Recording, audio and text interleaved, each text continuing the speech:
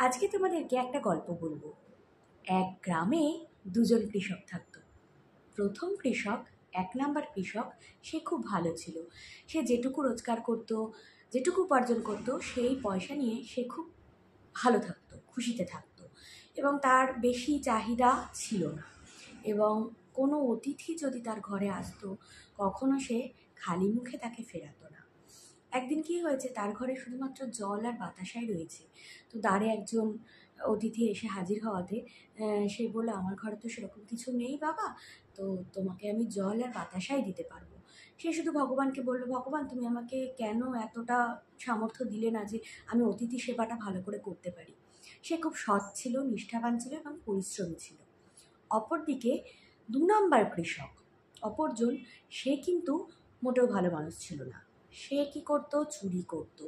একটু বেশি পয়সা রোজগারের জন্য সে ধান চুরি করত, তার মালিককে ঠকাতো। যে মালিকের জমিতে সে চাষ করত তাকে সে ঠকাতো, বেইমানি করতো তার সাথে, এবং ওজন কম দিত, মানুষকে ঠকাতো। এবং অতিথি সে মোটেও পছন্দ করতো না। তার ঘরে যদি কোনো অতিথি আসতো, সে খুব বিরক্ত হতো, একদম পছন্দ করতো না। হ্যাঁ, যে আবার একজন লোক এসছে, একজন অতিথি এসছে, তাকে আমাকে খেতে দিতে হবে, এরকম ভাবতো সে। তো যাই হোক, এভাবে দিন চলতে চলতে একদিন দুজন কৃষকই আর কি মারা গেল। তো মারা গিয়ে তারা জমলোকে গেল। জমলোকে যমরাজ তাকে, মানে দুজনকে দাঁড় করিয়েছে। তো জিজ্ঞেস করছে যে তোমাদের এই পথ চলাটা, জীবনের পথ চলাটা কেমন ছিল।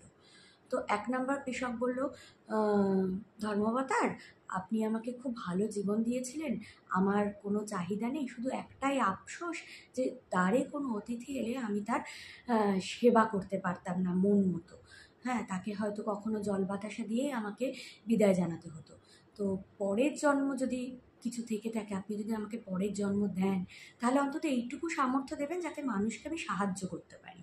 আমার আর কোনো অভিযোগ নেই জীবনের প্রতি। আপনি আমাকে যা দিয়েছেন যথেষ্ট দিয়েছেন। আমি স্ত্রী পুত্র নিয়ে ভালোভাবে দিন কাটাতে পেরেছি, খেয়ে পরে বেঁচে থাকতে পেরেছি। আপনি আমাকে সচ্ছল সবল বানিয়েছিলেন।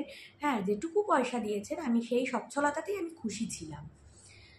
যাই হোক, ধর্মপাতা শুনলেন।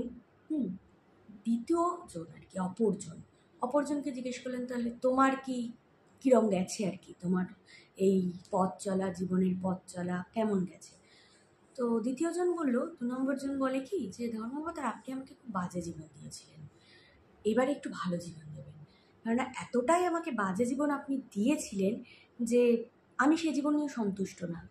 হ্যাঁ, পরের জন্মে আমি এটা চাই যে যাতে আমাকে কাউকে কিছু দিতে না হয়। সব সময় আমার ঘরে ও সে আসতো আর আমাকে এটা ওটা সেটা দিতেই হতো, চাল দিতে হতো, ডাল দিতে হতো, আলু দিতে হতো। আমি এটাতে খুব তিতিবিরক্ত হয়ে উঠেছিলাম।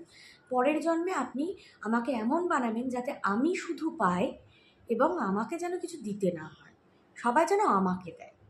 আর প্রথমজন কি বলেছিল, যে আমি যেন একটু মানুষের সেবা করতে পারি, আমি যেন কোনো অতিথিকে ফেরাতে আমাকে যেন না হয়, তাছাড়া আমার আর কোনো অভিযোগ নেই।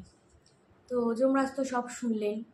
শোনার পরে দুজনাকেই নতুন করে জীবন দিলেন, তাদের কর্মফল ভোগ করবার পরে নতুন করে আবার জীবন দিলেন।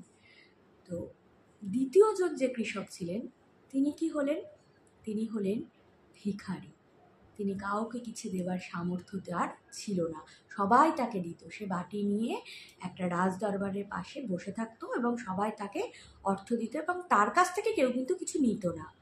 আর ওই প্রথমজন কৃষক যিনি ছিলেন, তিনি হলেন ওই রাজ্যের রাজা। আর এতটাই ভালো মানুষ, এতটাই ভালো রাজা যে প্রত্যেক প্রজাকে সে ভালোভাবে লালন পালন করতেন এবং প্রত্যেক প্রজার সুখ দুঃখ তিনি বুঝতেন এবং সকলকে সাহায্য করতেন এবং প্রচুর দান ধ্যান করতেন। তাহলে এই গল্পটা থেকে তোমরা কি শিখলে আমাকে তোমরা বলো। মোরাল অফ দ্য স্টোরিটা কি, আমি নিশ্চয়ই বোঝাতে পেরেছি তোমাদেরকে। ভালো থেকো সকলে। আর কি জানলে, কি বুঝলে, সেটা আমাকে কমেন্টে জানিও।